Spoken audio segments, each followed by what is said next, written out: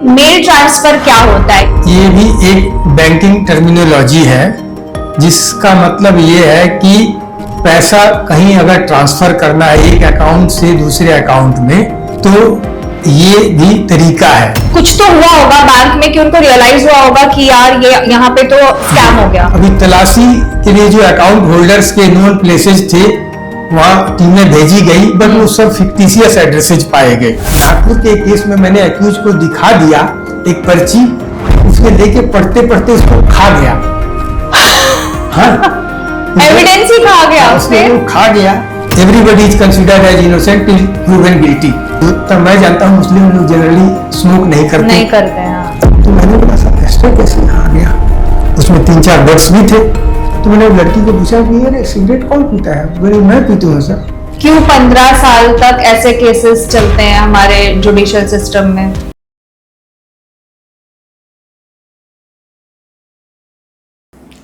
नमस्कार, मैं हूं आकांक्षा सिंह और आप सुन रहे हैं CBI chronicles the inside story of crime investigation का एपिसोड नंबर 3।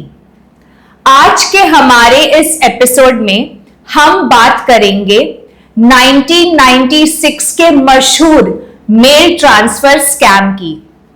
इस घोटाले में एक सरकारी बैंक को भारी नुकसान हुआ। यह मामला सिर्फ एक राज्य तक सीमित नहीं था, बल्कि कई राज्यों तक फैला हुआ था। लंबी जांच के बाद इस केस के सभी आरोपियों को सजा भी मिली। इस केस की जांच श्री सुशील प्रसाद सिंह सर यानी कि एसपी सिंह सर ने की थी। सर अब सीबीआई से एसपी यानी सुपरिंटेंडेंट ऑफ पुलिस के पद से रिटायर हो चुके हैं।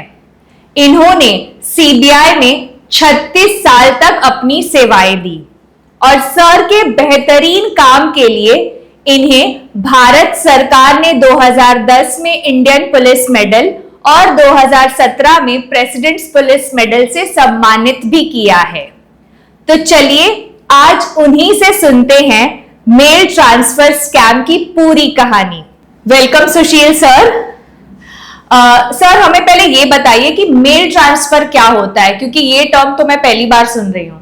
देखिए, मेल ट्रांसफर जो है ये भी एक बैंकिंग टर्मिनोलॉजी है जिसका मतलब ये है कि पैसा कहीं अगर ट्रांसफर करना है एक अकाउंट से दूसरे अकाउंट में, तो ये भी तरीका है। मेल ट्रांसफर जो है, मेल का मतलब आप जैसे हम लोग समझते हैं डाक। तो जनरली अगर आपको एक ही बैंक में एक अकाउंट से दूसरे अकाउंट में ट्रांसफर करना है तो उसको इंटरनल ट्रांसफर बोलते हैं। चेक से ट्रांसफर करना है तो उस जमाने में 2 तरह की क्लियरिंग होती थी। एक with in the state clearing होती थी, एक आउटसाइड स्टेट क्लियरिंग, तब आरबीआई में क्लियरिंग होती थी। फिर आप डिमांड ड्राफ्ट से भी पैसा भेज सकते हैं, बट डिमांड ड्राफ्ट में आपको कुछ चार्जेस देने पड़ते थे। तो जो मेल ट्रांसफर का सिस्टम बैंकों ने बनाया था उसमें ये था कि वो एक प्रिंटेड स्टेशनरी होती थी। आप अगर आपको मान लीजिए बॉम्बे से पैसा गोवा भेजना है किसी अकाउंट में, तो आप अपने बैंक में जाइए, वहाँ पर मेल ट्रांसफर भरिए, उसमें इंस्ट्रक्शन दीजिए कि आपका अकाउंट नंबर, उसमें सब कुछ लिखा है कितना पैसा भेजना है, किसको भेजना है, जिसको भेजना है उसका नाम, बैंक अकाउंट डिटेल, और वो सेम बैंक होना चाहिए। तो ये करने के बाद जब आप वहाँ जमा करते हैं तो as per instruction in that mail transfer form आपका अकाउंट डेबिट हो जाएगा। ठीक है, और फिर वो स्टैंप लगा करके वो जो बैंक वाला है उस इंस्ट्रूमेंट को बाई पोस्ट बैंक ही भेज देगा गोवा डेजिग्नेटेड ब्रांच को। तो वो बाई पोस्ट जाएगा, इसलिए वो मेल ट्रांसफर मतलब डाक के थ्रू जा रहा है। जब वो वहां पहुंचेगा तो वहां का ब्रांच मैनेजर उसको देखेगा, वो इंस्ट्रक्शन पढ़ेगा और उस अकाउंट को क्रेडिट करेगा। तो ये transfer of money within the bank but from one branch to any other branch throughout the country, ये मेल ट्रांसफर के, और इसमें कस्टमर को ये फायदा था कि उसका कोई चार्ज नहीं देना पड़ता था, और बैंक को ये फायदा था कि उसको जो 7 दिन 8 दिन पैसा वहां पहुंचने में लगता है वो इंस्ट्रूमेंट, तो उसको फ्लोटिंग क्रेडिट उतना पैसा मिलता था। तो दोनों के लिए ही ये विन विन सिचुएशन थी। तो ये होता है मेल ट्रांसफर। अच्छा, तो सर अब हमें ये बताइए कि जो स्कैम था, ये जो घोटाला था, वो क्या था? देखिए, बैंकिंग इंडस्ट्री तो इंडिया में बहुत पुरानी है, तो किसी न किसी, देखिए जैसे मैंने जब भी मैं लेक्चर देता हूं तो बताता हूं कि जब समाज जब से बना है तब से क्राइम भी बना है। तो जब बैंकिंग सिस्टम आया तो जो फ्रॉडस्टर्स है उन्होंने भी नए नए इनोवेटिव आइडियाज निकाले कि हम कैसे फ्रॉड करें।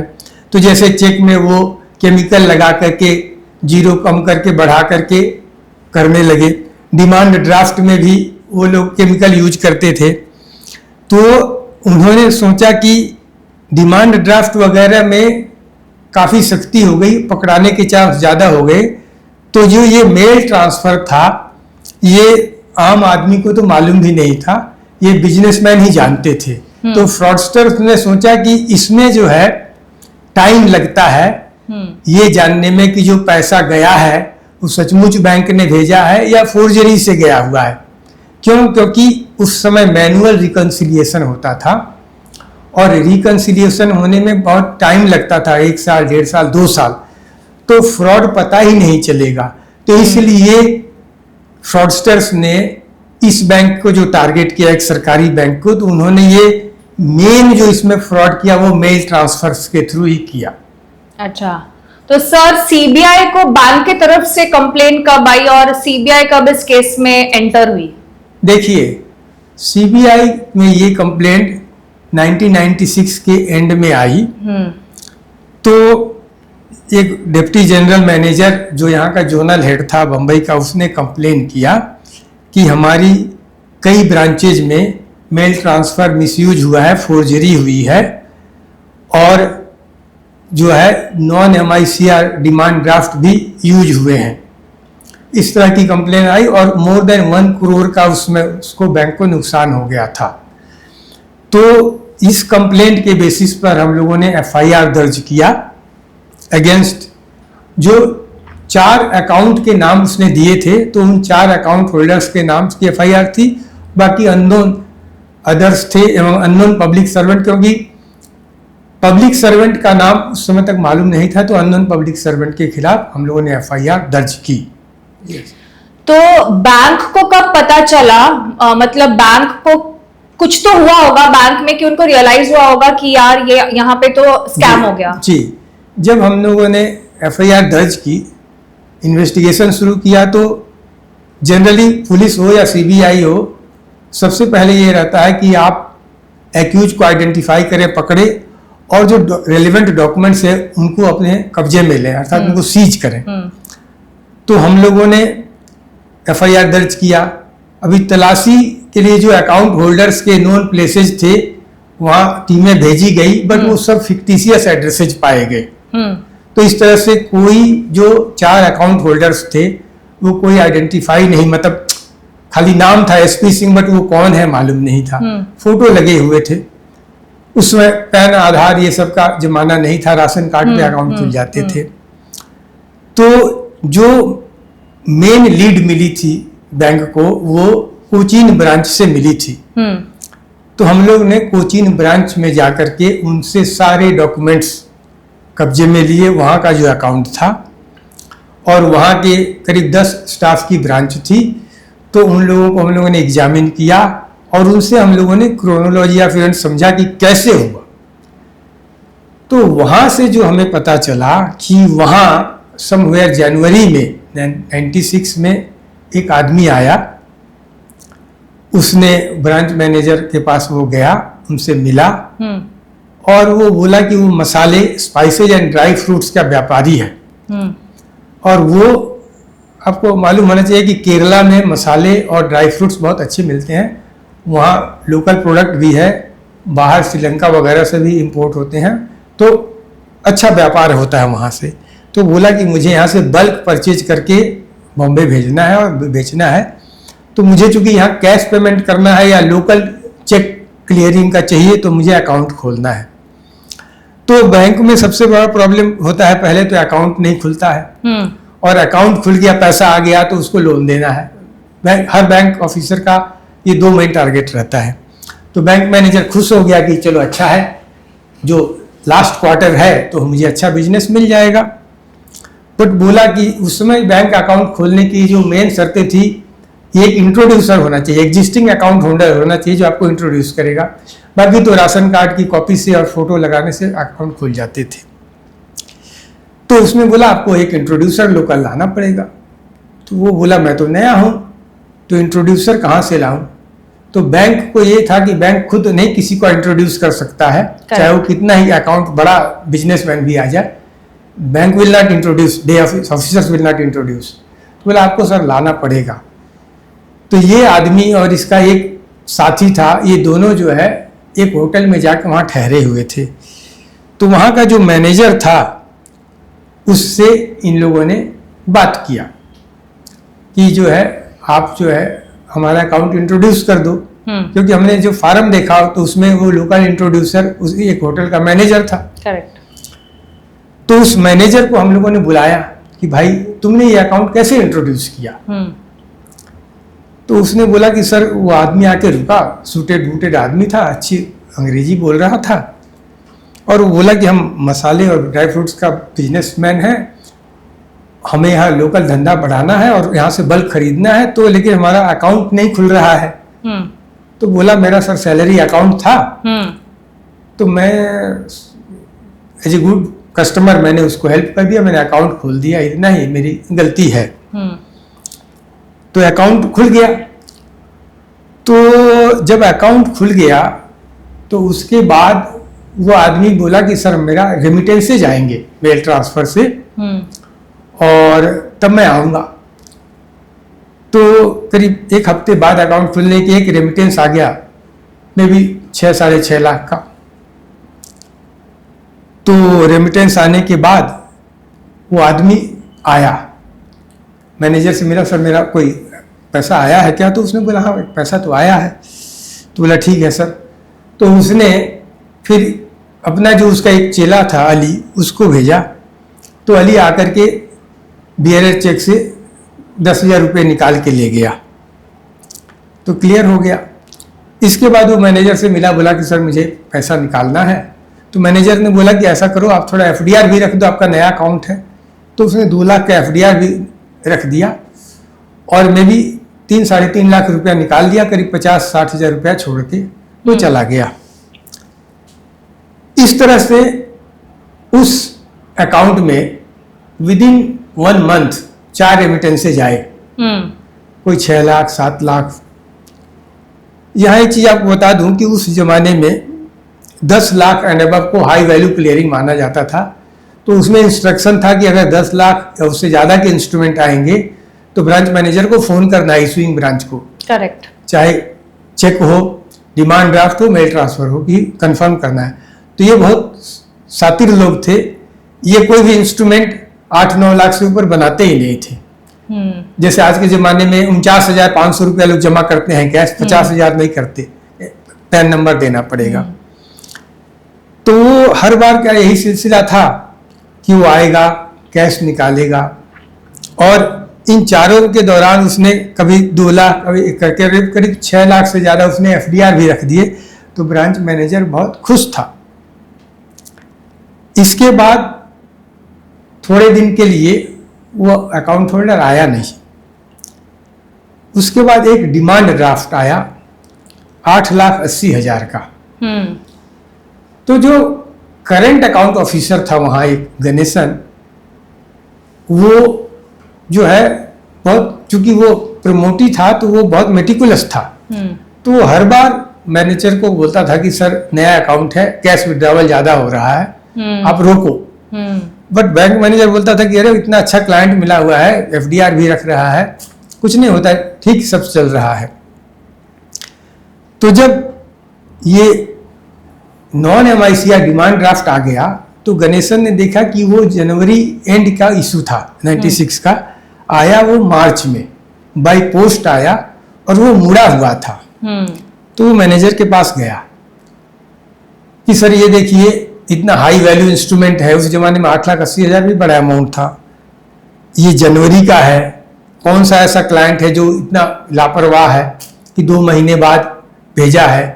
पर ये डिमांड ड्राफ्ट नहीं होगा ना, ये तो मेल ट्रांसफर। नहीं, ये एक डिमांड ड्राफ्ट आ गया। आप देखिए, अच्छा। हर एक्यूज हाँ। कोई ना कोई गलती कर जाता है। हाँ। क्योंकि हम पुलिस वाले कोई जादू मंत्र नहीं जानते। हाँ। ये वो अपना कोई एक सिगमंड फ्रॉड का एक सिद्धांत है कि when two things will collide they will leave some impression on each other.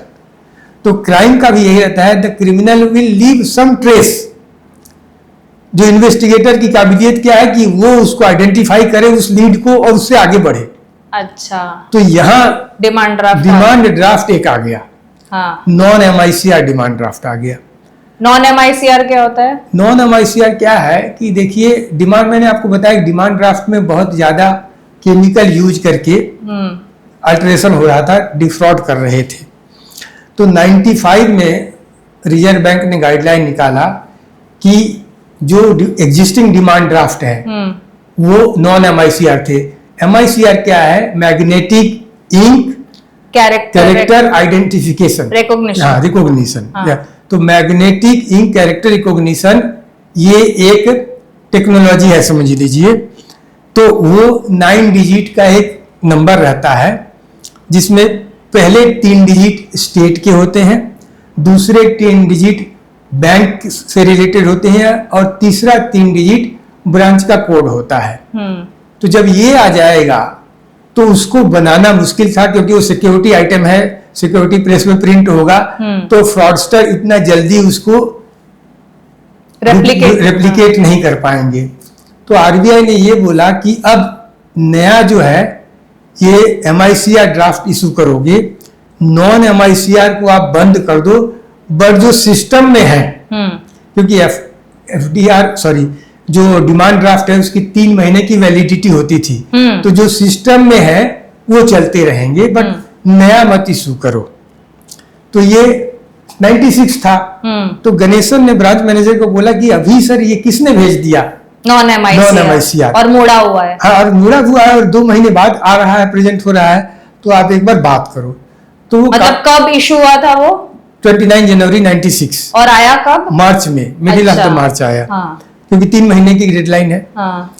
तो ब्रांच मैनेजर फिर रिलेक्टेंटली, वो कांदीवली ब्रांच से इशू हुआ था, उसको फोन किया कि अरे भाई, तुम्हारे पहले एमटीआर मेल ट्रांसफर आए हुए थे 4, तो वो तो हमने क्रेडिट किया, बट तुमने ये नॉन एमआईसीआर अभी कैसे भेज दिया, 96 में क्यों इशू किया? तो वो बोला हम नॉन एमआईसीआर तो इशू नहीं करते हैं, बट एनीवे मैं चेक करता हूं।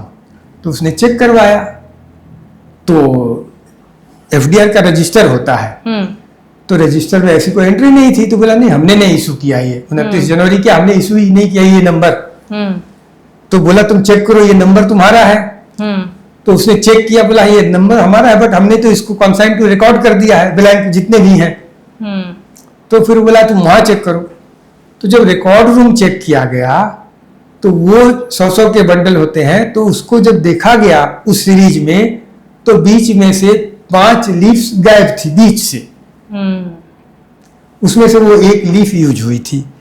तो तुरंत घंटी बज गई, और फिर ये मामला ब्रांच से कांदिवली ने अपने जोन को बताया, कोचिन ने अपने जोन को बताया, फिर दोनों डीजीएम से आपस में बात किया, ये मामला हेड ऑफिस तक गया, और फिर ये हुआ कि तुरंत फिर बैंक ने एक ऑडिट टीम बनाई, एक ऑडिट टीम कोचिन गई, एक कांदिवली ब्रांच में गई, और जब उन्होंने पूरा ट्रेल निकाला तब उनको पता चला कि ये फ्रॉड सिर्फ कोचीन में ही नहीं हुआ, ये गोवा में भी हुआ है, कोल्हापुर में भी हुआ है, सांगली में भी हुआ है। तो इस तरह से करीब 20 मेल ट्रांसफर यूज हो गए थे, बट डिमांड ड्राफ्ट वो पहला अटेम्प्ट ही था, अर्थात 5 में से जो पहला। तो अब यही आता कि अगर मेल ट्रांसफर ही यूज होता रहता तो ये फ्रॉड कंटिन्यू होता रहता, बट डिमांड ड्राफ्ट ने आकर के फ्रॉडस्टर का पूरा खेल बिगाड़ दिया। और ये तो कभी रिकंसाइल ही नहीं करते सालों साल तक। हाँ। तो फिर ये अपने को वहां से ये लीड मिल गई।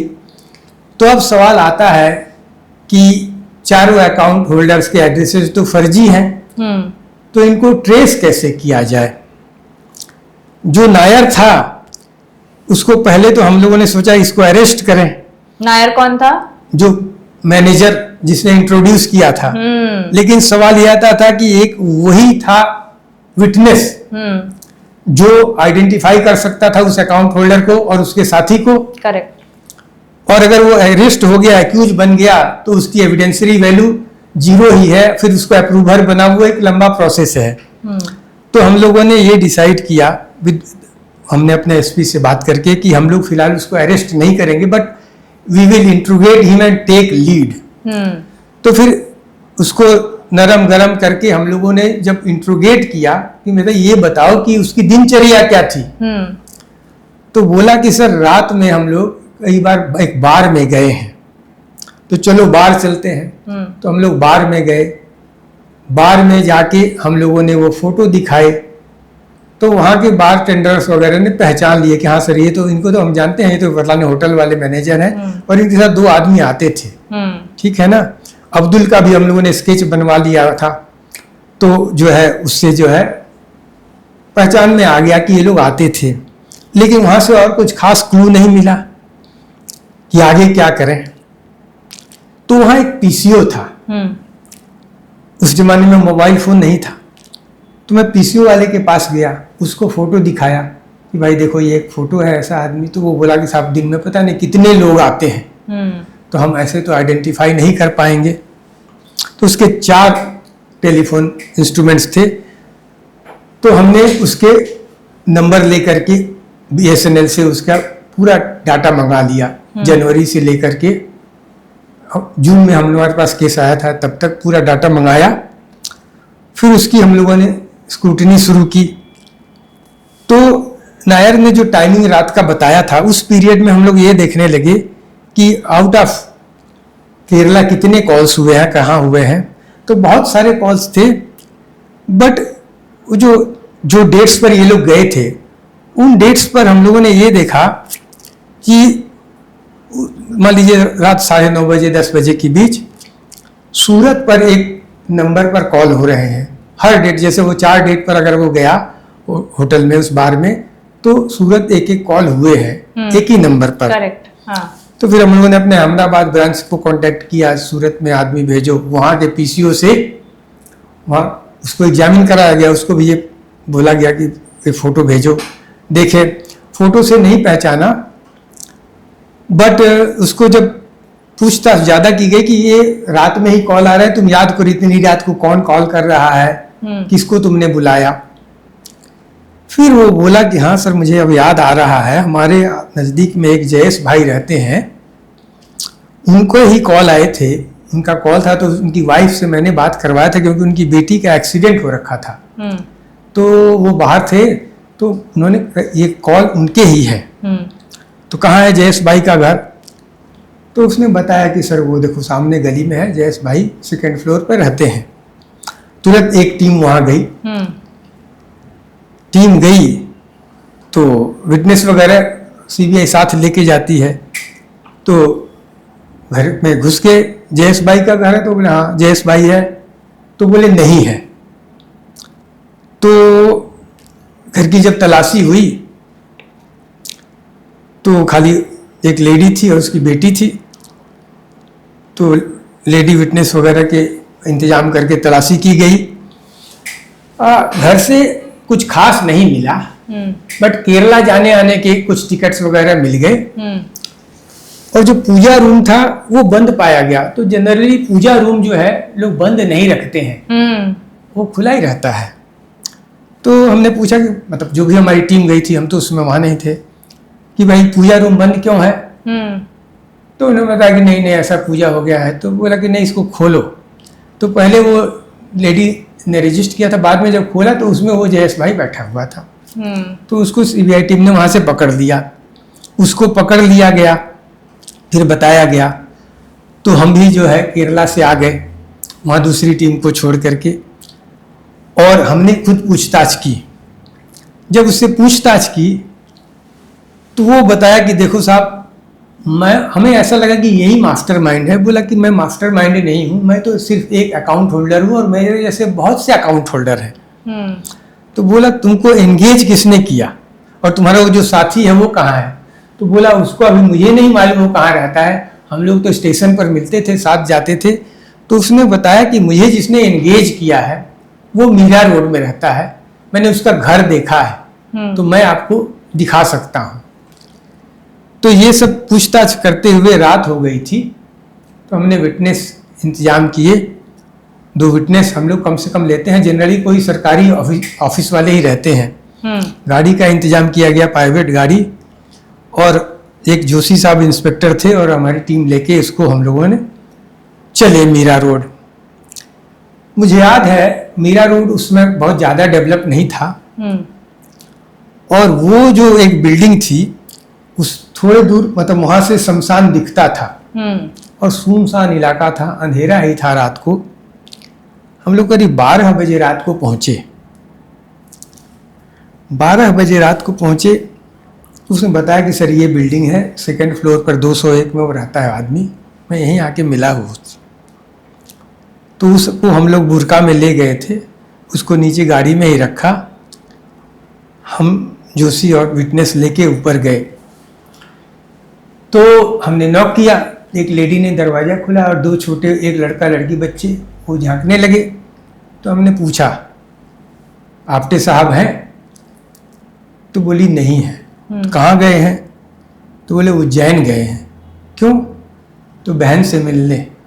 कब आएंगे? तो बोली 3-4 दिन बाद आएंगे। घर में और कौन है? बोली कोई नहीं है। मैंने कहा ठीक है, बंद कर लो। हम नीचे आ गए, अंधेरे में चले गए दूर थोड़ा। मैंने जोशी को बोला अभी रात को 12 बज रहे हैं, एक लेडी है, 2 छोटे बच्चे हैं, घर में कैसे घुसे? राइट। तो और पूरा सुनसान है, उतनी रात को पड़ोसी को भी किसको बुलाएं, कोई आए नहीं आए, फिर हंगामा हो जाएगा तो सारा काम खराब। हम लोग को समझ में नहीं आ रहा था कि हम क्या करें। इतने में एक विटनेस बोला कि सर मैं थोड़ा आता हूँ, 1 नंबर करके। कहा जाओ। वो चला गया। 5 मिनट, 10 मिनट, 20 मिनट, आधा घंटा हो गए, वो आया ही नहीं। मैंने बोला जोशी देख। बोला कहाँ देखूं इस अंधेरे में? अर्थात वो विटनेस भाग गया। बाप रे। ये होते होते 1 बज गया। विटनेस भी एक भाग गया। हम लोग साइड में खड़े थे, तो अंधेरे में दिखा कि कोई छाया जो है वो बिल्डिंग की तरफ बढ़ रही है। तो बिल्डिंग के अंदर तो लाइट थी, तो देखा एक क्रीम कलर का सफारी वाला आदमी दाढ़ी बढ़ा हुआ जा रहा है। तो इसने इशारा किया सर यही है। तो हम लोग धीरे धीरे गए, और जैसे वो बिल्डिंग में घुसा तो हमने उसको पकड़ लिया। मैंने कहा आपटे। उसने ऐसे देखा, और मैडम ऐसा हुआ कि उसकी पैंट गीली हो गई। अच्छा। तो गणेश आपटे को जब लेके हम वहाँ उसको चेंज वगैरह करा दिए, तो हमने फिर उसके घर की तलाशी की। वो नॉर्मल 2 BHK घर था, बट कुछ एविडेंस हमारे लिए जो जरूरी था वो नहीं मिला। अच्छा। तो मुझे तो एक तरह से निराशा हुई। लेकिन देखिए क्या है कि कभी भी आदमी को हार नहीं मानना चाहिए। तो मैं देखता रहा, तो उसका ड्रावर खोल के, तो एक ड्रावर में बहुत सारी चाबियां थी। तो मैंने बोला आपटे इतनी चाबियां क्यों हैं? बोला सर ऐसे ही पड़ी होंगी। तो मुझे एक नाइट लैच का डुप्लीकेट मिला, गोदरेज का। तो मैंने उसको उसकी लैच में लगाया तो लगा नहीं। फिर मुझे 101 नंबर कमरे का बिजली का बिल मिला, जो उसका फ्लैट नहीं था। 201 उसका था। तो मैंने आपटे ये क्यों है? बोला सर दे गया होगा, नीचे बंद होगा। तो मैंने जोशी हमारा लोकल पुलिस का था, अभी रिटायर हो गए हैं एज ACP, बहुत मेहनती आदमी थे वो जोशी साहब। मैंने कहा जोशी जरा देखो, मेरे से छोटा था तो इसलिए मैं ऐसे बात करता था, जोशी जरा जाके देख। जोशी नहीं लगाया, फिर आया, बोला सर खुल गया हो तो क्या है? बोला मोस्टली तो खाली है सर। मैं ठीक है। तो मैंने कहा ऐसा ठीक है, एक विटनेस और अपना एक सिपाही वगैरह वहां छोड़ दिया आपटे जी के वहां। उनके बोला परिवार को बोलो सो जाए, ठीक है ना, तुम बंद कर दो दरवाजा, तुम इसकी चाबी अपने पास रखो, हमारे साथ चलो। उसको हमने 101 मिलाया। 101 ऑलमोस्ट खाली था, बट जो किचन के ऊपर जो पैरापेट था वहां मुझे लगा कि बहुत सारा कचरा जैसे बोरियां भर के रखी हुई है। तो हमने अपने सिपाही जी को बोला कि भाई इनको उतारो। उतारा गया, उसमें मैडम मैंने देखा कि उसमें डिविडेंड वारंट हंड्रेड्स के हिसाब से थे। उस समय डिविडेंड वारंट मतलब फिजिकल आता था, that was like a check. आप उसके आपके नाम से आएगा, आप अपने अकाउंट में जमा करोगे तो आपको वो क्रेडिट, तो वो 200 का भी हो सकता है, 500 का हो सकता है। शेयर्स का जो होता था, शेयर्स का, हाँ। वो बंडल्स के बंडल्स थे। और जिस बैंक का हम केस कर रहे थे, उस बैंक का दूसरे बैंकों की बहुत सारी स्टेशनरी पड़ी हुई थी, लिफाफे पड़े हुए थे। तो जो हमारा बैंक था नेशनल बैंक, तो हमने देखा कि उसके बहुत सारे लिफाफे हैं, तो जनरली वो लग रहे थे खाली हैं। अभी फिर भी मैंने सोचा देखते हैं, तो एक देखते देखते मुझे ऐसा लगा कि एक लिफाफे में कुछ तो है। तो मैंने उसको उठाया, उसको खोल के फूंक मार के देखा, तो उसमें एक पर्ची मुझे दिखी। तो मैंने उसको निकाला, उसको देखा, तो देखा वो हैंड रिटेन पर्ची थी, और वो एक्चुअली मेल ट्रांसफर का प्रोफार्मा था कि आप मेल ट्रांसफर कैसे भरेंगे। तो मैं तो बहुत खुश हो गया अंदर से कि हमारी तो ये लॉटरी लग गई। तो मैंने बोला आपने ये क्या है? तो बोला सर मुझे दिखाओ। तो मैंने उसको दिखाया नहीं। यह मैं बता दूं कि एक बार इसी तरह नागपुर के एक केस में मैंने एक्यूज को दिखा दिया एक पर्ची, उसने लेके पढ़ते पढ़ते उसको खा गया। हाँ, एविडेंस ही खा गया। फिर वो खा गया, फिर उसका क्या करें, उसका टेटुआ दबाया, उसको बाहर निकाला, सील किया। तो मैं इस परिस्थिति से गुजरा हुआ था। हाँ। तो मैंने बोला नहीं, हाथ में नहीं देंगे। तू दूर से देख, बता ये क्या है। हाँ। तो बोला सर ये तो मेल ट्रांसफर का प्रोफार्मा है, पता नहीं यहाँ कैसे आ गया। हाँ। तो मैंने कहा ठीक है। तो वो मेरा एक ट्रम्प कार्ड था जो मैंने सीज किया। मैंने वो सारे डिविडेंड वारंट सीज कर लिए और बैंक की कुछ स्टेशनरी भी सीज कर ली, ताकि ये रहे कि हाँ इसके यहाँ से ये मिला है। करेक्ट। ये सारे सीज हुए, पंचनामा बनाया।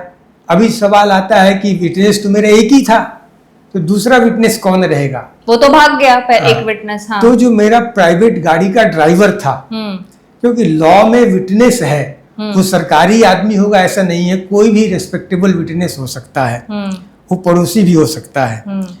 तो मैंने ड्राइवर साहब को बोला कि तुम विटनेस बन जाओ हमारे, तुम तो बाहर के आदमी हो, हमारे एम्प्लॉय नहीं हो। तो वो मुझे याद है, वो चेन्नई के रहने वाले थे वो ड्राइवर साहब, और ही वॉज वेरी हेल्पफुल। और वो सब में साइन किया, उस खाली उतना नाम लिखना आता था। और एक्चुअली मैं आपको बता दूं, ट्रायल में वो आदमी क्रॉस झेला, और वो सही तरीके से उसने बताया कि हाँ ये पंचनामा मेरे सामने बना है, इसमें ये हर डॉक्यूमेंट में ये मेरा सिग्नेचर है, ये दूसरे विटनेस का। ऐसा आदमी डेडिकेटेड था। ये बात दूसरी है कि जो भाग गया था उसको हम लोगों ने छोड़ा नहीं, उसके डिपार्टमेंट के लिखा, उसका डिपार्टमेंटल पूरा प्रोसीडिंग करवा करके उसका 2 इंक्रीमेंट कटवा दिया था। वो बैंक का एम्प्लॉय था। हाँ, क्योंकि वो मिसकंडक्ट था। करेक्ट। ठीक है ना, तो इसलिए किसी को भी ऐसा नहीं करना चाहिए। एनीवे, तो इसके बाद हम गणेश आप्टे को बोले तुम चलो घर में बता दो कि हम ले जा रहे हैं। उसकी वाइफ को बता दिया, मैडम इनको ले जा रहे थे। उसी रात में हम उनको लेके फिर अपने ऑफिस आ गए। अभी ऑफिस आ गए, नेक्स्ट डे जो है इसको भी कोर्ट में प्रोड्यूस किया गया, जयेश भाई को भी प्रोड्यूस किया गया, दोनों का रिमांड हुआ। अब रिमांड हो गया तो इंट्रोगेशन में ये था कि ये कहाँ का है, ये जो इंस्ट्रूमेंट है। हाँ सर, आपने वो तो किसी बैंक वाले ने ही दिया होगा। हाँ। तो अब कांदीविली तो पहला आया कि हो सकता है कांदीविली वाले ने ही किया होगा। तो अभी कांदीविली ब्रांच में कम से कम 20 आदमी काम करते थे। तो हमने एक टीम एसपी से बोल के बनवा ली कि भाई इसमें बहुत काम करना पड़ेगा, मतलब सबको बुलाओ और सबको। तो जो स्पेसिमेन सिग्नेचर लिया जाता है, कभी भी किसी को मेन टेक्स्ट नहीं दिखाना चाहिए, क्योंकि मेन टेक्स्ट दिखाओगे और मैं एक्यूज हूं तो मैं जानबूझ के अपनी हैंडराइटिंग बदल दूंगा। करेक्ट, कि मुझे तो ये मैच करना है। हाँ, तो मतलब मुझे ऐसा नहीं करना है। तो हम टेक्स्ट बनाते हैं जिसमें वो कैरेक्टर्स डालते हैं ताकि वो नेचुरल लिखेगा। और लिखने का भी तरीका होता है, जैसे 2 पेज लिखो, थोड़ा इधर उधर का बात किया, फिर उसको कुछ और लिखने को बोला, गाना लिखो, फिर लिखवाया, ताकि वो उसका ध्यान भटकता रहे, वो कॉन्सेंट्रेट होके ना करे मुझे तो ऐसा नहीं लिखना, ऐसा नहीं लिखना है। कांदिवली की एक्सरसाइज तो ऑलमोस्ट, उसमें एक एफ जो था, स्मॉल एफ, बड़ा अजीब सा था और मुझे उम्मीद थी कि मैं इसी से पकड़ लूंगा, बट कांदिवली से हमें कोई लीड नहीं मिला कि किसने भरा है। फिर हमने लोकल पुलिस से भी मदद लिया, क्योंकि इस तरह का लोकल पुलिस भी केस करते थे। तो हम लोगों ने ये बोला कि आप ये बताओ कि बैंक फ्रॉड से रिलेटेड आप लोगों ने जिनको पकड़ा है कोई कस्टडी में है क्या। तो क्राइम ब्रांच से पता चला कि एक आदमी, एक गायकवाड़ नाम का आदमी थाना जेल में बंद है। तो हमने कोर्ट में आवेदन करके उसको प्रोडक्शन वारंट पर ले लिया। प्रोडक्शन वारंट पर लेके उससे अभी कस्टडी में आप आराम से ही बात कर सकते हैं। हमने उसको हर तरह से मेस्मराइज किया और बात किया कि भाई गायकवाड़ बता दे, तू तो हमारे केस में है नहीं, बट हमें बता दे कि ये कैसे हुआ है। तो गायकवाड़ जो एक्चुअली क्या है कि उसको थोड़ा उसकी कहानी पूरी सुन के उसको पर्सनली जब मैंने इमोशनली थोड़ा उसको वो किया तो वो टूट गया और बोला कि सर मैं आपके केस में भी हूँ। तो मैंने कहा तूने क्या किया है? तो बोला कि सर ऐसा है कि ये जो मेल ट्रांसफ़र है ना, ये जो है एक बैंक वाले के थ्रू ही मैंने निकलवाया है और नॉन MICR ड्राफ्ट भी निकलवाया है और वो उल्लासनगर का है।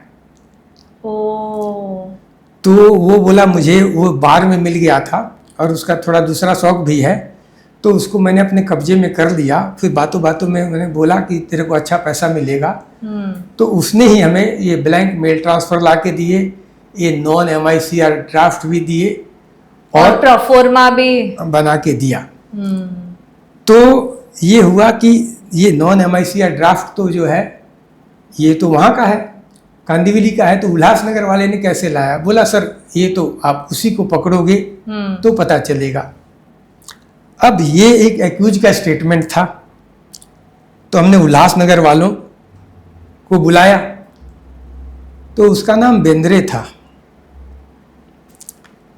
तो जब हमने उससे लिखवाया तो F में तुरंत वो आ गया। तो फिर मैंने बोला कि अब तू बेंद्रे फंस गया है, तू बता दे कि तू उल्लासनगर में रहते हुए ये कैसे कर दिया, कांदिवली से क्या किया, कौन है वहाँ? तो उसने बताया कि वहाँ पर भी एक क्लर्क था जिससे उसकी जान पहचान थी, क्योंकि सेम ब्रांच है, मंद बैंक है। तो ये जो गायकवाड़ ने है उसने उसको 5 लाख रुपया दिया था, उसमें से उसने 2 लाख रुपया वहाँ दिया उस क्लर्क को, और उसने उसको करीब 30 मेल ट्रांसफ़र, क्योंकि mail transfer stationery non security item था, ऐसे ही पड़ा रहता था। तब डॉट मैट्रिक्स प्रिंटर आते थे। तो उसमें लगा के छोड़ दिया, और मान लीजिए दिन में 100 मेल ट्रांसफ़र प्रिंट हुआ तो प्रिंट में कई बार वो फंस जाता है, तो डिस्कार्ड हो गया। तो उसका कोई हिसाब नहीं रखता था, क्योंकि ये रजिस्टर पर इशू नहीं होता था, वो तो ऐसे 200-500 का बन जाएगा, वो चलता रहेगा, फिर नया लग जाएगा। तो इसका कोई रिकॉर्ड नहीं था। वो आ गया कि बंडल आ गए, बट वो कितना यूज हुआ, जो किसने यूज किया, इशू हो रहा है वो रजिस्टर में एंट्री हो रही है, बट जो खराब हो गए उसकी कोई एंट्री नहीं है। तो इसका फायदा उस आदमी ने, उस क्लर्क ने उठाया और वहां से निकाल लिए। और क्लर्क जो जनरली सिक्योरिटी आइटम्स के लिए 2 सिस्टम्स है, 2 आदमी की कस्टडी रहती है, एक चाबी मेरे पास, एक चाबी आपके पास। बट बैंक में इतना प्रेशर रहता है कि वो विश्वास में एक ही को दे देते, ही जा खोल के ला, जो गलत है। उस विश्वास के चक्कर में इसको दे देते था मैनेजर या कोई ऑफिसर, जा खोल के लाया। तो इसने नॉन MICR में से 5 लीफ निकाल दिए और ये सब उस आदमी उल्लासनगर वाले को दे दिया, उसने आगे दे दिया। तो ये भी उल्लासनगर वाले को भी अरेस्ट कर लिया, कांदिवली वाले को भी अरेस्ट कर लिया। जब कोर्ट में प्रोड्यूस किया तो जो कांदिवली वाला था उसने मेरी कंप्लेंट कर दी कि, तो उसके वकील ने बोला your honour my client has been assaulted. तो जज साहब बोले व्हाट इज दिस, मैंने कहा no sir, absolutely wrong, how can I assault. हाँ, मैंने कहा sir, I am taking care of him, मैं तो इसको खाने का पैसा देता हूँ। तो बोला हाँ सर, सुबह साहब ने 50 रुपया दिया था। तो जज साहब ने बोला yes learned advocate, what do you want to say. बोला सर लेट अस फॉरगेट। बोला ओके लेट अस फॉरगेट। तो ये होता है कि तो आपसे खाने का पैसा लेता था? लेकिन हम देते थे। हाँ, देखिए क्या है, आप मार पिटाई करके जो चीज नहीं निकाल सकते, वो प्यार से वो निकाल। प्यार से इमोशनली उसको मेस्मराइज करके निकाल सकते हो। हाँ, तो उसकी 2 बेटियां थी, हम्म, तो मैंने उसको बोला कि तूने ये क्या कर दिया। बोला हाँ आपने मुझे पकड़ लिया, अब तो मेरे घर वाले सब सुसाइड कर लेंगे, सब ये हो जाएगा। मैंने नहीं कुछ नहीं होगा, तू सच बताएगा तू छूट जाएगा। तो उसको खाने को भी पैसा दिया, तो मान लिया कि हाँ सर ये बेंद्रे ने। सर बेंद्रे ने सर बोला सर बेंद्रे ने मेरी इज्जत ले ली। उनका बेंद्रे ने कैसे? बोला सर मुझे उधर ले गया गंदी लड़कियों के पास। अरे तो मैंने उसको बहुत डांटा। हाँ, मैंने कहा बेंद्रे तेरा हाथ पकड़ के ले गया था बेवकूफ। हाँ, तो इसलिए इस तरह से मैंने कहा फिर ये मैं सारी चीजें बोल दूंगा, हाँ, हमारे घर वाले जो भी करें, but I will tell everything to them. बोला नहीं नहीं सर ऐसा नहीं बोलना, दे डिस्क्लोज। तो इस तरह से ये चेन मिल गया। अब सवाल आया कि बाकी इंस्ट्रूमेंट्स कैसे यूज हुए। तो जो आपटे था उसको मैंने बोला कि ये फोर्जरी कैसे होती थी, करेक्ट, हाँ, और कहाँ कहाँ यूज किए। तो बोला कि सर गोवा में हुआ है, कोल्हापुर और सांगली, उसने बता दिया। बट बोला वो जो कांटेक्ट है वो जो है मेरे कांटेक्ट में नहीं हो, तो अकाउंट होल्डर हम लोग पैसा देते हैं, खोला पैसा निकाला उसके बाद गया। बट बोला जो फोर्जरी करता था वो साबरमती जेल में बंद है, नसरुल्ला। वो आपको वहाँ मिल जाएगा। फिर हमने नसरुल्ला के बारे में पता लगाया, हमने प्रोडक्शन वारंट लिया, हम जेल में गए, वहाँ पर जो है वहाँ से उसको। तो वो जेल में बैठे बैठे फॉर्जरी कर रहा था? नहीं, वो उसके ऊपर मल्टीपल केसेज थे। तो अच्छा। कभी एक से छूटा, ओ बाहर निकला, हाँ, फिर किया। तो हमने फिर वहाँ से नसरुल्ला को लाया, रिमांड पर लिया, और फिर उससे जब पूछताछ किया तो उसने बड़े चौंकाने वाले तथ्य बोले। बोला कि सर मैं 8वीं पास हूँ, गरीब परिवार का था, पहले इधर उधर छोटा मोटा काम किया। फिर जो ये बैंक फ्रॉड गिरोह का उस समय का एक मास्टरमाइंड था, वो बम्बई में ही रहता था। बोला उसके संपर्क में आ गया। तो पहले तो उसने मुझे इधर उधर जाओ पैसा निकाल के लाओ, 2000 5000 निकलवाता रहा। फिर बोला कि मैं थोड़ा आर्टिस्टिक, जनरली मुस्लिम लोग बड़े आर्टिस्टिक होते हैं, तो मैं कुछ न कुछ देख के बना लेता था। तो फिर उस आदमी ने जो इसका मेंटर था उसने बोला कि तू क्यों ना बैंक ऑफिसरों का सिग्नेचर ही फोर्ज करना शुरू कर। तो बोला फिर क्या करते थे सर हम लोग कि डिमांड ड्राफ्ट खरीद के लाए। तो उस समय ये था कि 5000 से ऊपर का डिमांड ड्राफ्ट रहेगा तो 2 आदमी साइन करेंगे। अच्छा। और 5000 से नीचे रहेगा तो 1 आदमी साइन करेंगे, बैंक वाले। हाँ। तो इनको अगर 1 आदमी का सिग्नेचर फोर्ज करना है तो ये 500 या 1000 का डिमांड ड्राफ्ट लाएंगे, 1 बैंक 2 बैंक का। फिर उस वैसा ही नाम का स्टैंप बनवा लेंगे हर ऑफिस से। जैसे एसपी सिंह, तो एसपी सिंह को एक नंबर मिलेगा 14579, वो मेरा स्पेसिमेन सिग्नेचर नंबर हो गया। और हर बैंक के पास उसमें एक स्पेसिमेन सिग्नेचर बुक होती थी, उसमें सारे बैंक ऑफिसर्स का स्पेसिमेन सिग्नेचर रहेगा, नंबर रहेगा। तो क्योंकि उसमें कंप्यूटर नहीं था, तो जब जाएगा क्लियरिंग में तो वो मिलाएगा मैनुअली, हाँ ये इसमें यहाँ है, मिल गया तो वो पास करेगा। ठीक है। तो नसरुल्ला ये काम करने, और अगर 2 आदमी का हाई वैल्यू इंस्ट्रूमेंट है तो 2 आदमी का सिग्नेचर ले, तो 5000 का एक ड्राफ्ट लाएंगे, उसको यूज करेंगे।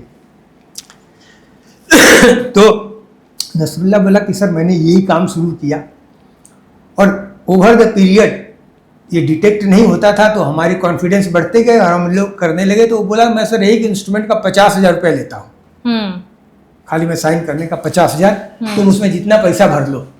लेकिन ये लोग 10 लाख से ऊपर इसलिए नहीं भरेंगे, फिर वो तुरंत फोन पर पता चल जाएगा, फिर 6 लाख 7 लाख ऑड फिगर्स करेंगे, नॉट मोर देन 9 लाख। तो मैं उसका स्पेसिमेन सिग्नेचर जब ले रहा था तो 2 बैंक वाले दूसरे बैंक के बुलाए थे एज विटनेस। तो मैंने बोला नसरुल्ला इनका सिग्नेचर तू कॉपी कर सकता? बोला सर अभी करूँगा। तो मैंने बोला भाई तुम साइन करो। उन्होंने साइन किया। मैंने कहा नसरुल्ला तू कर। उसने साइन किया।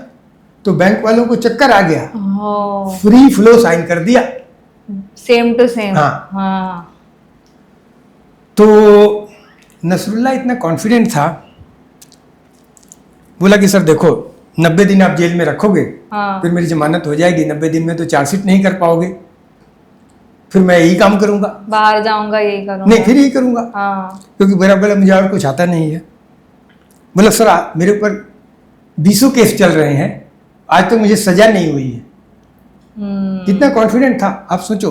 अब ये हमारे लॉ क्यों ऐसा कॉन्फिडेंट क्यों था कि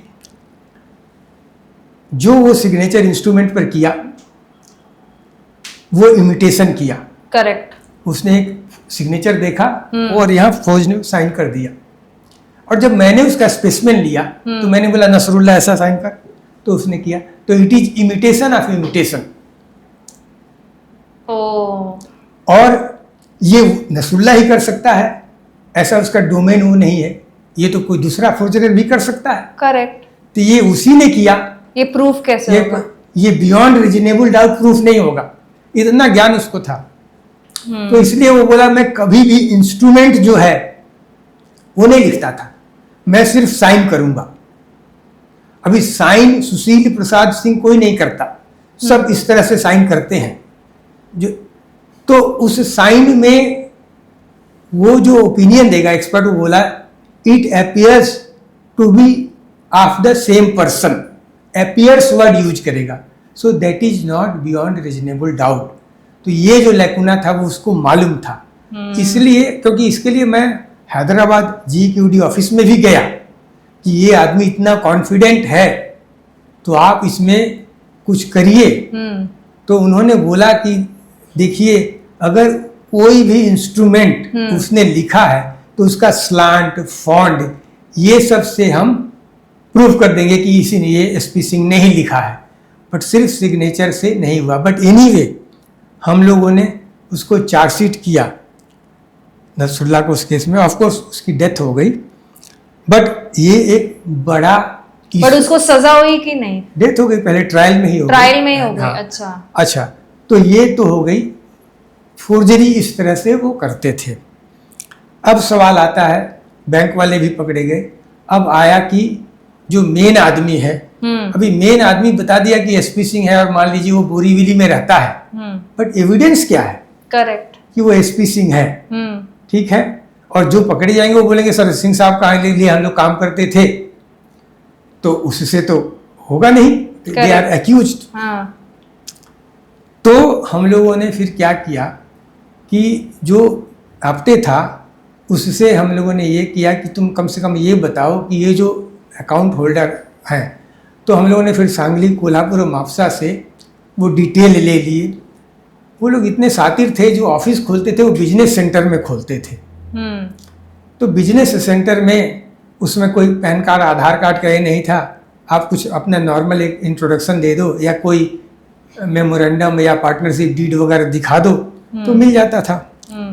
तो वहाँ से भी हमें account opening form, specimen signature card, mail transfer सब कुछ मिल गए, बट पैसे सब मोस्टली कैश विड्रॉवल हुए थे। बट अल्टीमेटली हमें मेन आदमी को तो पकड़ना ही था। तो फिर हम लोगों ने ये सोचा कि इसमें से एक आदमी को क्यों ना अप्रूवर बनाया जाए। तो हम लोगों ने फिर गायकवाड़ को अप्रूवर बनाया और उसकी टेस्टिमनी पर हम लोगों ने उस बोरीवली वाले को पकड़ लिया।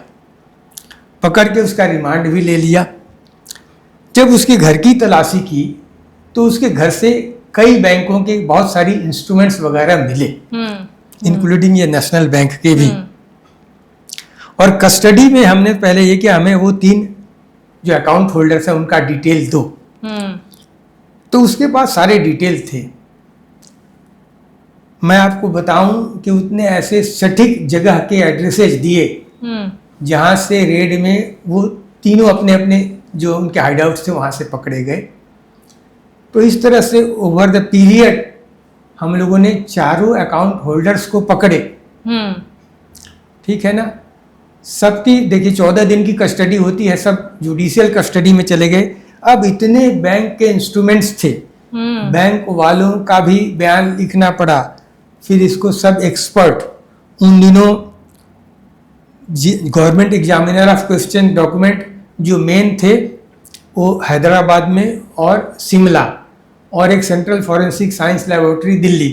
तो हम लोग जनरली हैदराबाद भेजते थे, उनके यहाँ वर्कलोड काफ़ी था, तो इसलिए जो है वहाँ से भी टाइम लगा। बट एनीवे ये था कि जो है 90 डेज के अंदर हमारा ये टारगेट था कि ताकि इनको बेल ना मिले, चार्जशीट हो जाए। हाँ, तो चार्जशीट हो गई।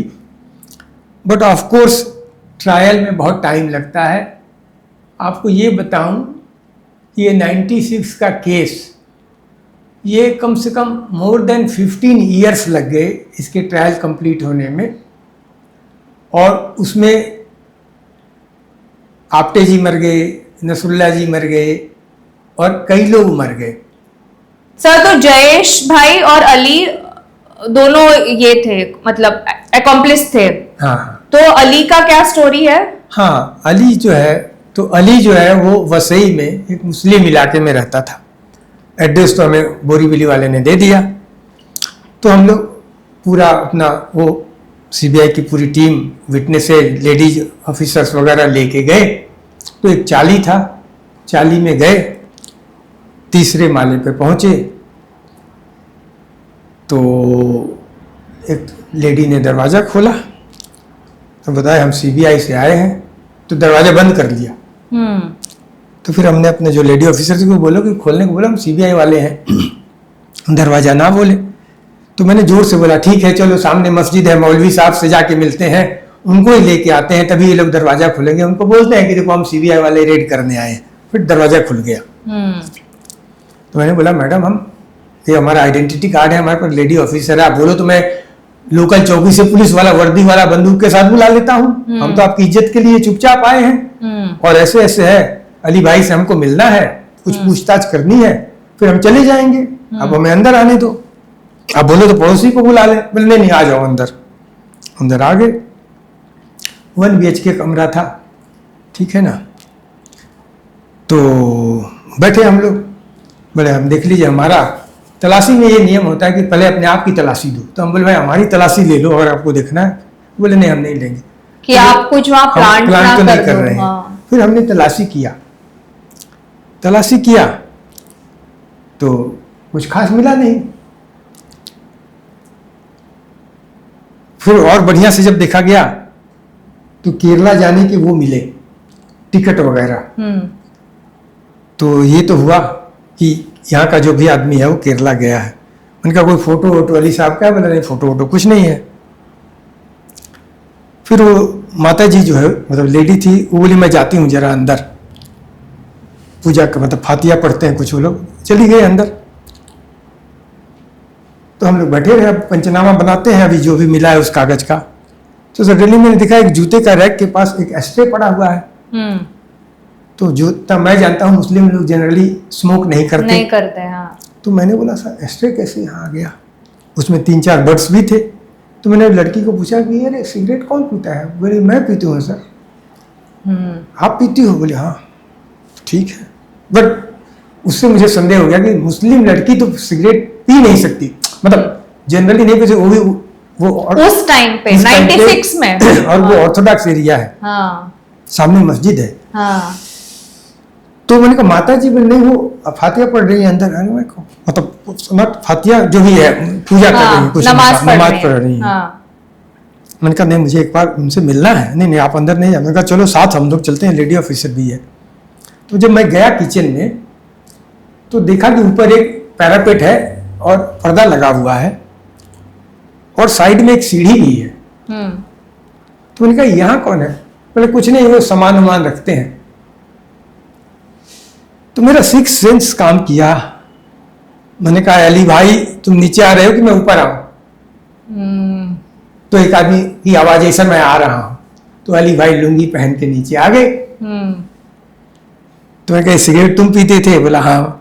मैं पीता था सर। कोचीन गए थे? बोला हाँ साहब गया था। तो मैंने कहा फिर पूरी कहानी बोलने की जरूरत नहीं है। बोला नहीं सर चलो। ठीक है आ गया अली भाई, तो अरेस्ट हो गया। तो फिर रिमांड तो क्या होता है कि 14-14 दिन पर हर बार एप्लीकेशन डालना पड़ता है, उस समय ये था। फिर वो रिमांड बढ़ता है। तो जब 2-4 रिमांड हो गए तो एक बार अली भाई कोर्ट में मिला, बोला सर आपने तो हमारा सब कुछ बंद कर दिया, अभी घर में तो बहुत तकलीफ है, तो थोड़ा उधार दे दो। तो मैंने ठीक है उधार दे दिया। तो मैंने जो वो कोर्ट में था तो अपने सिपाही को बोला इसको 2000 दे दे। 2000 रुपया दे दिया उसको। जब वो जमानत पर छूटा तो हाजिरी लगाने आता था। तो हाजिरी लगाने आया तो बोला सर आपने मेरी बहुत मदद की थी, तो मुझे आपका पैसा वापस करना है। उन्होंने कहा नहीं मुझे नहीं चाहिए। नहीं मुझे करना है। तो मुझे जंजीर फिल्म की याद आ गई। जंजीर फिल्म जो है उसमें अमिताभ बच्चन एक बहुत अपराइट पुलिस ऑफिसर थे और केस्टो मुखर्जी तो बेवड़े का रोल करता था, वो ऐसे कुछ करता था, तो शायद जुआ वगैरह खेलता था। तो उसने अमिताभ बच्चन ने बोला कि तू अच्छा काम कर, मैं तुझे पैसा देता हूँ, 200 रुपया दिया 80s में, तो इससे कुछ धंधा कर, केला ही बेच, तो तू ये काम छोड़ दे। तो वो केस्टो मुखर्जी सुधर गया, वो 200 रुपये से उसने धंधा करने लगा। जब अमिताभ बच्चन बड़े बड़े लोगों को पकड़ने लगा और वो पैसा तो लेता नहीं था, हाथ में नहीं आ रहा था, तो जो विलेन था उसने केस्टो मुखर्जी को ही मिला लिया साथ में। और केस्टो मुखर्जी फिर गया उसके ऑफिस में, पुलिस स्टेशन में कि सर मुझे पैसा वापस करना है। अमिताभ बच्चन तो सचमुच पैसा दिया था उसने। जैसे ही वो 200 रुपया लिए, वी आर फ्रॉम CID करके उसको पकड़ लिया गया। तो आपको वो याद आ गया कि तुरंत आ गया कि मैंने मेरा ही पैसा और ये मुझे पकड़वा दिया। तो मैंने बोला नहीं अजी भाई वो हमने तुमको दान दे दिया। तो इस तरह से वो नहीं लिया। तो मैं ये कहना चाहता हूँ कि पुलिस ऑफिसर को हमेशा अलर्ट रहना चाहिए, अलर्ट रहना है। अगर आपका 6th सेंस अलर्ट नहीं है तो हम लोग एक CBI में हंसी मजाक में एक कहानी बोलते हैं कि CBI वाले का एक पैर रेल में और दूसरा जेल में। और ये CBI नहीं, ये किसी पुलिस ऑफिसर के लिए हो सकता है, क्योंकि आप एक्यूज को अपना दोस्त नहीं समझ सकते। Correct. It is like a snake and man. आप स्नेक को दूध भी पिलाओ तो आपको मौका मिलते ही काटेगा। तो एक्यूज है जो वो आपका दोस्त नहीं, वो आपका दोस्त नहीं हो सकता। वो स्मॉलेस्ट अपॉर्चुनिटी में आपको नुकसान पहुंचा देगा। तो ये तरह से जो है, अब सवाल आता है कि जो मेन आदमी था बोरीवली वाला, तो मैंने बताया कि उसके यहाँ से जो बैंक के डिटेल्स मिले, प्लस उसने एक जो है बिजनेस शुरू किया था कुरियर का, उसका हमने पूरा इन्वेस्टमेंट का वो देखा और उसमें मोस्टली कैश के ही ट्रांजैक्शंस थे। तो हम लोगों ने, अब उस समय देखिए वैसे तो उस समय फॉरेन एक्सचेंज मैनेजमेंट वगैरह एक्ट था, बट हम लोगों ने उसको ये दिखाया कि ये प्रोसीड ऑफ क्राइम से ही इसने ये बिजनेस बनाया है। तो उसका वो बिजनेस भी बंद हो गया। और उन सारे एविडेंस के बेसिस पर हम लोगों ने उसको भी as a conspirator along with the testimony of Gaikwad, जो कि सरकारी गवाह बन गया था, सबको चालान कर दिया। 15 साल करीब ये केस चला। उसमें कई लोग मर गए, बट बाकी जो बच गए उनको सजा हुई, इंक्लूडिंग बैंक एम्प्लॉयज, उनको हुई। जी। सर वो एपिसोड क्या था केरोसिन वाला? हाँ, वो ये था कि जब मैंने वो जयेश भाई का फोटो देखा तो बैंक वाला तो मैंने देखा वो बड़ा फेडेड सा है। तो इंस्टेंट फोटो तब आ गया था, लेकिन इंस्टेंट फोटो इतना जल्दी फेड नहीं होता था, कम से कम 2 साल लगते थे। तो मैंने बोला कि जयेश ये फोटो कहाँ खींचा? तो बोला सर ये तो इंस्टेंट फोटो है। तो बोला ये ऐसा कैसे, ना ये कलर्ड है ना ये ब्लैक एंड व्हाइट है, अजीब सा है। बोला सर ऐसा, एक बार मैं दूसरे केस में जब जेल में था तो वहां एक आदमी मिला था, तो उसने बताया था कि इंस्टेंट फोटो खींच के केरोसिन में डाल दो और फिर निकाल के थोड़ी देर बाद उसको सुखा दो तो 6 महीने के अंदर वो फेड हो जाता है। तो बोला सर हमने इसीलिए किया था कि फेड हो जाएगा, फिर मेरा कोई ट्रेल नहीं रहेगा। तो बैंक वाला पहचान ही नहीं पाएगा कि कौन था अकाउंट होल्डर। और बैंक मैनेजर बदल जाते हैं, फिर उनको कहाँ इतना याद रहेगा। तो इस तरह से उसने, तो इवन हमेशा ये है कि जो एक्यूज है ये भी टेक्नोलॉजी अपग्रेडेशन करते रहते हैं, ये ऐसा नहीं है कि ये डम्ब है। करेक्ट। और पुलिस वाले को उनसे एक कदम। तो इसीलिए एक दूसरा जो हम लोगों को सिखाया जाता है कि ये good police officer should have a brain of a bad criminal. मुझे खुद सोचना है कि अगर मैं क्राइम करता तो कैसे निकलता, then only you can properly investigate and successfully prosecute any case. Correct. Sir मेरा एक सवाल है कि जब ऐसे केसेस होते हैं तो जब आप चार्जशीट करते हैं तो आप कौन से सेक्शन लगाते हैं, जैसे कि इसमें आपने कौन से सेक्शन लगाए सब पे? देखिए मैडम, बेसिकली जो बैंक फ्रॉड है ये चीटिंग है। चीटिंग का मतलब बैंक को आपने इंड्यूस किया, अकाउंट खोला, मेल ट्रांसफर दिया और निकाल दिया। तो जब आप इंड्यूस करते हैं किसी को और उसका फायदा लेते हैं, मॉनेटरी बेनिफिट्स, तो चीटिंग हो गई। तो चीटिंग इसमें 7 साल की सजा है, जिसको 420 इंडियन पेनल कोड बोलते हैं। अभी वो भारतीय न्याय संहिता में अलग अलग धाराएं आ गई। दूसरा फोर्जरी, नसरुल्लाह ने जो किया, तो फोर्जरी है 467, उसमें एक्चुअली लाइफ इम्प्रिजनमेंट है। अच्छा। और forgery of valuable security and will है 468, जैसे यहाँ वो वैल्यूएबल सिक्योरिटी है, डिमांड ड्राफ्ट हो चाहे वो मेल ट्रांसफर हो। 471 using forge document and genuine. और जैसे आजकल ट्रेडिशनल बैंक फ्रॉड हो रहे हैं जो बड़े बड़े कॉर्पोरेट्स कर रहे हैं, तो using falsification of books of account 477A। तो यहाँ बुक्स ऑफ अकाउंट्स नहीं था, तो यहाँ और 120B जो है क्रिमिनल कॉन्स्पिरेसी। सीबीआई में हम जनरली 120B यूज करते हैं। बॉडी ऑफेंसेज में लोकल पुलिस 34 आईपीसी यूज करती थी, कॉमन इंटेंशन, कि हम सब इसको संपा देते हैं, ये हम सबको तंग कर रहा है, वो भी conspiracy. But you can use either 120B और 34। तो यहाँ हम लोग 120B यूज किए, बिकॉज ये जो कॉन्स्पिरेसी लाइक ए चेन, तुम ये काम करोगे, तुम ये काम करोगे, तुम ये काम करोगे, मैं बैंड मास्टर हूं। तो 120B, 420, 467, 468 and 471 Indian penal code. और पब्लिक सर्वेंट, अब यहाँ बैंक वाले भी बैंक हैं। वाला, तो यहाँ पब्लिक सर्वेंट पर 2 सेक्शंस लगते हैं। एक एब्यूज ऑफ ऑफिशियल पोजीशन, तो 13(2) रेड्यूट 13(1)D। बट यहाँ उन्होंने क्या किया, they were interested with bank funds, ये 2 बैंक वाले जो थे। तो 409 criminal breach of trust by public servant, banker, clerk, तो इसमें भी लाइफ इम्प्रिजनमेंट है। तो इनको 409 में सजा होगी जब भी बैंक वाला इस तरह का काम करेगा, जो बहुत ही, जबकि criminal breach of trust bye banker में लाइफ इम्प्रिजनमेंट है, जबकि प्रिवेंशन ऑफ करप्शन एक्ट में 10 साल की ही सजा है। तो ये दोनों बहुत ही स्ट्रिंजेंट सेक्शंस हैं जो किसी भी बैंक ऑफिसर पर लगाया जाता है अगर उसका रूल पाया गया। और तो इसमें किसी को लाइफ इम्प्रिजनमेंट भी हुआ? नहीं हुआ है। हाँ। कितना बैंक फ्रॉड में मैंने आपको बताया है कि मैंने हर्षद मेहता से लेकर के हर्षद मेहता के भी जो सजाएं हुई थी वो भी लाइफ इम्प्रिजनमेंट नहीं हुआ था। जनरली 3 से 5 साल की सजा होती है। पीसी एक्ट में भी 5 साल ही, 10 साल भी सजा नहीं होती है। बट ठीक है, वो जुडिशरी का अपना प्रेरोगेटिव है। बट सर मेरा फिर से एक सवाल होगा कि क्यों 15 साल तक ऐसे केसेस चलते हैं हमारे जुडिशियल सिस्टम में? जिसका मेन कारण ये है, वर्कलोड बहुत है कोर्ट्स में, और everybody is considered as innocent till proven guilty.